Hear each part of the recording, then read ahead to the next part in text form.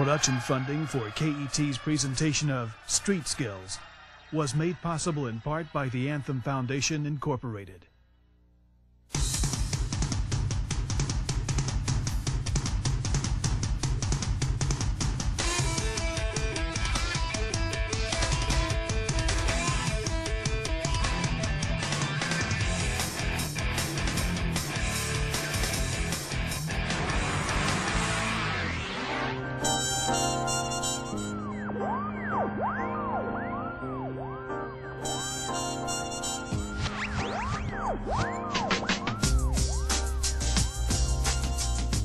I'm so hungry. What can I get? I'll get the I'll get the triple cheeseburger with the Jello pudding pops in. Hi.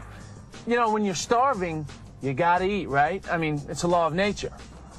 It's the same thing with cars. Nature rules. I mean, physics, biology, chemistry, maybe they're not your favorite subjects, but when you're driving, you can't get away from them. So maybe we should take a closer look.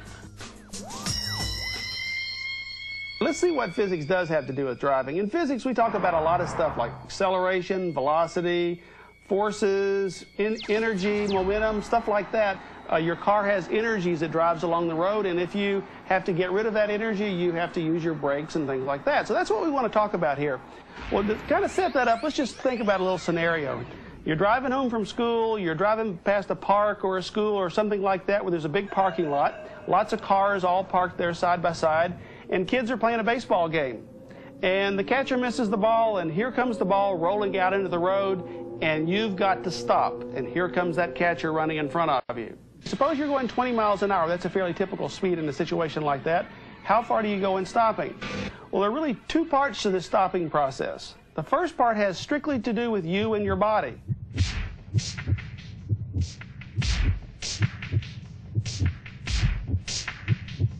Reaction time is the amount of time it takes for you to respond to any perceived problem. When you see a problem on the road, there's an image that forms in the back of the eye. That has to be transmitted along nerves to the middle part of the brain. Then from the middle part of the brain, it gets projected to the back part of the brain where you actually perceive visual stimuli. Then it goes to kind of a middle part of the brain that then makes a decision about, is this a danger or is this not a danger? Then that gets projected to a more an area in the front part of the brain that controls your muscle movement. Then from there, it gets transmitted down through the spinal cord into the nerves in your leg, and then down to your foot and the muscles in the foot. And all that is the transmission time from the back of the eye to your foot is what we call reaction time. During that whole 3/4 of a second, you're still going 20 miles an hour. Car's not slowing down or speeding up. So that amounts to 3/4 of a second for about 20 miles an hour. That's a little over 22 feet that you're going to spend traveling at a constant speed without doing any slowing down at all. That's about 3 parking spaces. So if this child is within 3 parking spaces of you, you don't have a chance of stopping. But then you put the brakes on, and then you've got to decelerate the rest of that distance. So how far is that going to be? How far do you think it takes to slow down from 20 miles an hour to come to a complete stop? Well, it varies, of course, from car to car and how good a shape your brakes are in and all that. But a typical distance is about 20 feet. If you're going 20 miles an hour, under best circumstances, it takes about 20 feet to come to a halt. So that amounts to about 22 or so feet for you to realize you need to stop. That is this reaction time distance. And then another 20 feet for you actually to do the braking. So that's a little over 42 feet that you're going to travel just when you're going 20 miles an hour. Suppose you go twice that fast. Suppose you up your speed to 40 miles an hour. Okay? What do you think the stopping distance is going to be now? If you double your driving speed, how much more time would you need in order to stop? About twice as much. Twice as much time? Not quite, but hey, this is physics. So let's ask our expert. The distance that you're going to travel has to do with the energy your car has. And the energy depends on the square of how fast you're going. If you're going twice as fast, you have twice squared, or 4 times as much energy, and you go 4 times as far stopping. So 20 feet for 20 miles an hour. At 40 miles an hour, 4 times as far, you go about 80 feet coming to a halt.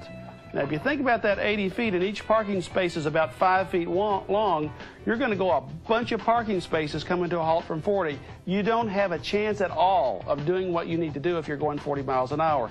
And that's why the speed limit is so slow in residential areas like this. You might be tired, or maybe it's hard to see what's up the road, or you might be distracted. But let's assume conditions are normal. Normal conditions would be a situation where the person is adequately rested, has no type of intoxicant on board, and is fully able to concentrate on the road or whatever situation they are that needs their attention. 3/4 of a second doesn't seem like much time. That's because it's not. Just to put it all together, let's go ahead and add all those reaction time distances. If you're going 20 miles an hour and it takes 3/4 of a second for your reaction time, we found that you went about 22.5 feet. If you're going faster, you're traveling a greater distance during those reaction times too. So if we add them all together, here's what the numbers look like.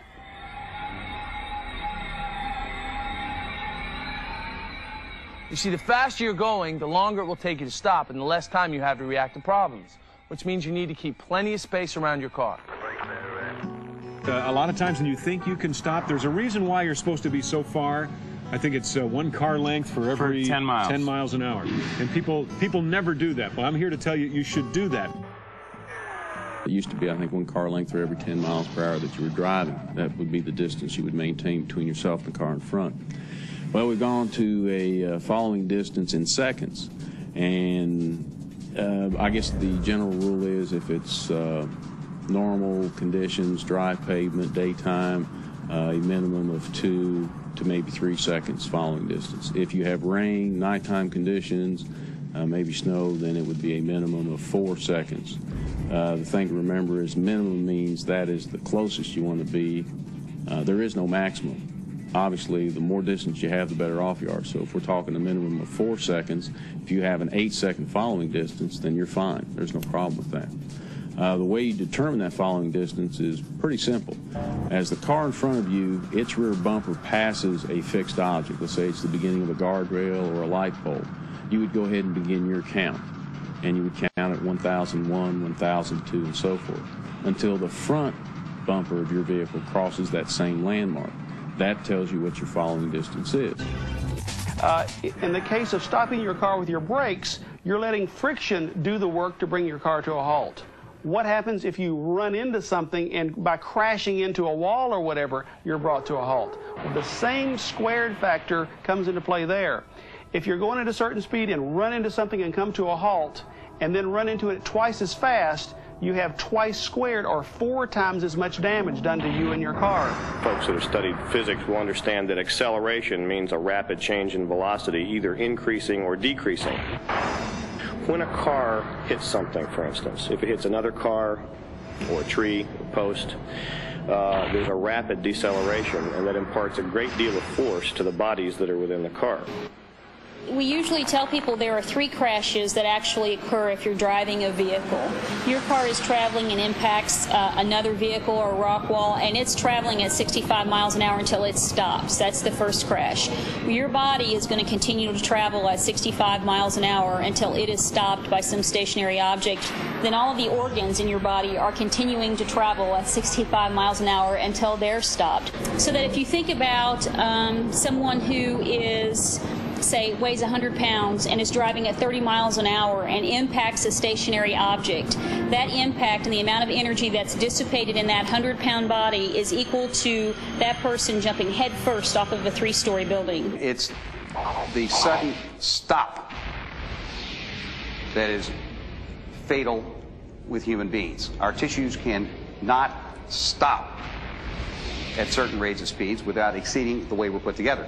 Ejection increases your chance of injury by about 300%. The seat belt, although, yes, it can cause some seat belt related injuries, saves lives by preventing your body from becoming a missile. Those patients that have been in a high-speed accident without a seat belt that are projected like a bullet through the windshield at high speed and land 20 feet beyond the car, those people have much more chance of dying from multiple complicated serious injuries than the person whose body has been kept from becoming a missile. The misconception that may have come about is that with the advent of airbags that, well, that takes the place of the seatbelt, and that is not the case. The seatbelt and the airbag are supposed to be used together. As far as the child safety seats, there's a variety of seats on the market, and they are designed for the different stages of a child's growth. You would want to place the child in a back seat, and I think the preferred position is in the center of the back seat to afford them the most protection. Now, we found that how fast you're traveling, that is the speed your car is going, is very important in figuring out how far you're going to go while coming to a halt. There's another place where the speed's a real big deal, and that has to do with what's going on when you're going around curves. If you're driving out on the interstate, when you look at signs on the interstate, the speed limit signs, they're always just pretty much the same. But if you get on the back roads, you find that you come to these little wiggly, curvy signs, and they have 35 miles an hour, 50 miles an hour, whatever underneath them. What's going on there? Why do you have to slow down when you go around curves? Of course, you know you have to, but if you understand a little bit about the physics about why you have to, you'll find that it's really a bigger deal than maybe you thought it was. The key idea here is inertia. When something is moving, you have to exert a force on it to slow it down or to speed it up. We say it has a tendency to maintain whatever speed it has. It has inertia. So I have a little hovercraft here that shows that. When it's sitting still, it wants to sit still. Once I give it a push, it wants to keep on going. If I want to stop it, I've got to exert a force to stop it. Cool, huh? All right. Got to exert a force to speed it up or slow it down. But you also have to exert a force if you want to change its direction. So I'm going to put a little string on here so I can change its direction. And let's see what happens in this case. I'm going to start it going this way, and then I want to make it go on a curve. We're going to go around a corner here. So here it goes, and now we want to go around the corner. We've got to exert this inward force. It's called a centripetal force, an inward force to make my little hovercraft go around a corner. Okay? As you go around a curve very, very fast, you need lots and lots of friction force to hold you into the circle. As my car here goes around in a circle here, I have to pull inward on it. I have a little scale here, and I pull inward on it to make it go in this circle. Okay, that's the centripetal force, and in this case it's a friction force between the wheels and the road. And as you go around this corner, the wheels are always pushing toward the center of that curve to make you go in a circle. So once I get going fast enough, I require a certain amount of inward force. If there isn't enough inward force due to friction, then I'm not going to be able to go in that circle. Okay, so what do? You slow down. If you are permitted to pass, one thing you have to remember is that you have to go faster than the car that you're passing, and in doing so, there's no exemption or exception to the speed limit. You can't exceed the speed limit in order to pass somebody. When you're in an uphill situation, you have gravity working against you, and that means you're going to have to be accelerating that much more to get up that hill and to go above the speed or faster than the car you're passing. And that can create a problem as far as trying to get up to that speed. You would have to anticipate a longer passing distance, and of course, no matter whether it's level or on a hill, when you are passing, you want to make sure that you've got a good view down the roadway and be prepared to pull back in where you came from. You may not be able to complete the pass. So now we know about speed, friction, and gravity. But what happens when two vehicles meet? Well, the more speed, the more damage to your car, and we are talking damage. Weight's the other factor, of course. You see, the heavier the vehicle, the harder it hits, sometimes much harder. Big trucks, anything over 10,000 pounds, are the heavyweight champs of the highway. Don't mess with them. Give them plenty of room. Remember, a truck has a high center of gravity, which means a truck will roll over fairly easily, much more easily than a car. It takes 1/4 as much side push to tip over a fully loaded truck. The speed of the truck is a little bit hard to judge. They do appear to be moving a little bit slower than they actually are, and a truck can be on you very quickly. And a fully loaded truck, stopping distance over 300 feet, so that's the length of a football field. So we need some additional room. Well, when passing the truck, I hope, first of all, that the car does not tailgate the truck on a continuing basis. You know, we don't think about in behind the truck as being a blind spot, But if we need to take evasive action or if we need to stop suddenly, then the car has no place to go if they're tailgating us. We have a saying that if you can't see the truck's mirrors, then the truck driver can't see you. Now, it's all right to close that gap some in preparation to pass, and then ideally, the car should turn on its turn signal to pass, get out in the passing lane, and go on and make the pass. Don't linger alongside of a truck. If you linger alongside of the truck, whether it's the right side or the left side, either one, we have blind spots where we just absolutely cannot see you. So we would prefer that you just go on and pass, and then do not pull back in until you can see both headlights in the truck. Now, some truck drivers will flash their lights to allow you that it's enough room to get in. All truck drivers won't do that. But it's a good rule of thumb not to pull back over until you see both headlights of the truck and then pull back in. City driving is a little bit different than on the expressway driving, and our attention is drawn to a little bit different things. We need to watch traffic a little closer while we're also watching traffic signals. We watch pedestrians. We watch just a number of obstacles that come in our way. One of the things that we really have problems with are making right turns. The bold white line across the intersection. That means you're not supposed to pull past it. You're actually supposed to stop behind that bold white line. And what that does is that allows oncoming traffic, whether they're making turns or what have you, the room that they need. Now this guy's making a turn, want to stop way back, give him plenty of room. That's a tight turn, see he had to hit the curb. So give him plenty of room to make that turn. Once those kind of vehicles are out of your way, then you can pull up a little bit.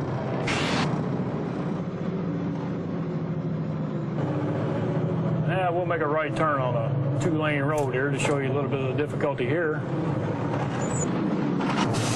This guy sees what's going on. He's going to back up and give us a little bit more room, which always helps. You've got to watch your trailer coming around to the right that you don't hit the car there on the rear. A little bit of a difficulty there, but through cooperation, we managed to make the turn. A car happens to be soft where a truck hits it. It's just a matter of weight, design, and the laws of physics. Against a truck, you don't stand a chance. So whether you're in front or following or passing, give a truck plenty of room. Speed, gravity, weight, force of impact, the laws of physics rule the highway. That's not even the complete answer. I mean, to really get it, we have to add some biology to this law of physics. Think of your car as one machine connected to another machine, a living machine. You see, that would be you. Whoa! Jump that wall! Each living machine comes with its own quirks and defects, but there's no warranty. I mean, you can't send it back. All you can do is compensate for its limitations. But first, you have to know what those are. I mean, are you colorblind? Or maybe your hearing isn't what it should be. At night, do you have a really hard time judging distances and seeing objects? It is more difficult to judge speed and position of other vehicles at nighttime. In daytime conditions or lighted conditions, we can tell how fast a car is going, or we can estimate its speed. We can also estimate its distance from us, for example, if we're wanting to pull out into an intersection, because we have landmarks to judge that speed by, such as telephone poles, trees, or buildings. Well, at nighttime, all we have are the headlights heading at us, and there's nothing to judge it by, so it's more difficult to tell how fast the car is going and what its position is in relationship to our vehicle. Another problem we get into is headlights. Somebody comes at you with their headlights on bright, they aren't paying attention. One of the simple things to do is to simply divert your eyes from that headlight, obviously, or those bright headlights, and look to the side of your roadway. Look for that white striping that's down the side and guide your vehicle by that. Yeah. Your brain and heart are always spewing emotional juices, reacting to things while you drive. Anger and sadness can distract you on the road, but happiness and excitement about whatever can be just as dangerous. The driver should be calm and alert, neither angry nor joyous, happy nor sad, but rather they should follow the middle road in their journey for peace and safety, dude. But you know, the living machine is also affected by outside forces. Fatigue, drugs, legal and illegal, ethyl alcohol in all of its forms. These things can dull your perception, slow reflexes, and cloud your judgment. Well, the alcohol process in the body really deals with three phases.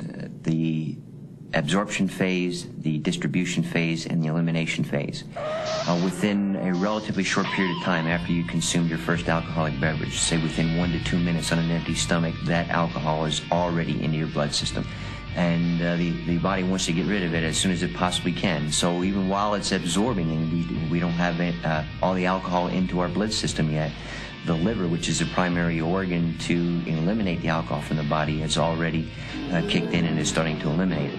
So the more you drink, the harder the liver has to work in order to get rid of it. There really is no difference. 1 12-ounce can of American beer or 5 ounces of a table wine or 1.5 ounces of bourbon or whiskey would all have the same equivalency as far as the actual alcohol content. On an average, about a 0.02 is eliminated from your body over a 1 hour period of time. So if you are up to a 0.10 level for the average type person, that would be a 5-hour period of time until they were down to a 0.00 where they would have no alcohol in their body before they should go out there and start driving again. Legal drugs that can be purchased in a drugstore by any person in combination with alcohol can indeed cause a synergistic or additive bad effects. These substances include all the antihistamines, Benadryl, all of the over-counter sleep medicines. Most of the over-counter cough syrups contain, in addition to a central nervous system depressant substance, they almost all contain also alcohol. You may buy someone else's prescription drugs on the street, most of which are central nervous system depressant substances which are associated with additive effect of alcohol. Therefore, 2 beers, 2 Valiums adds up to 1 dead driver. I've run into very few people that even when they're impaired will admit to the fact that they're too impaired to drive. Their confidence level goes up, but their skill level goes down, and they think they can drive home, and that's when we wind up having the mayhem on the highways that we see every day. Sometimes it can be hard to go up to a best friend or buddy and say, hey, you've been drinking too much, you shouldn't drive right now. But if you're a true friend, you'll do it.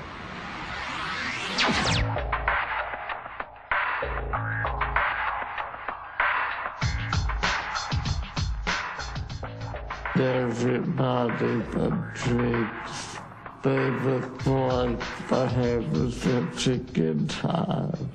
You want to be part of it. I went to the party with my friends. When it was over, I gave a friend a ride. And my friend was immediately crushed. So he was dead.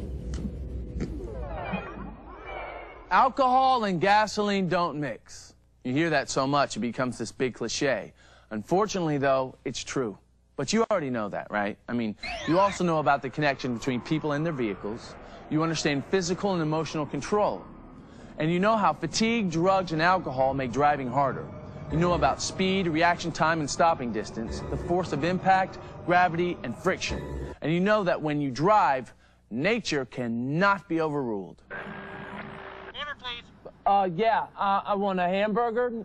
No, I want a cheeseburger. A double cheeseburger with chili fries, with the onions, the little onions that, you know, that you sprinkle on, and not the big onions. And I want strawberry pie made daily, the fresh, with same as the picture.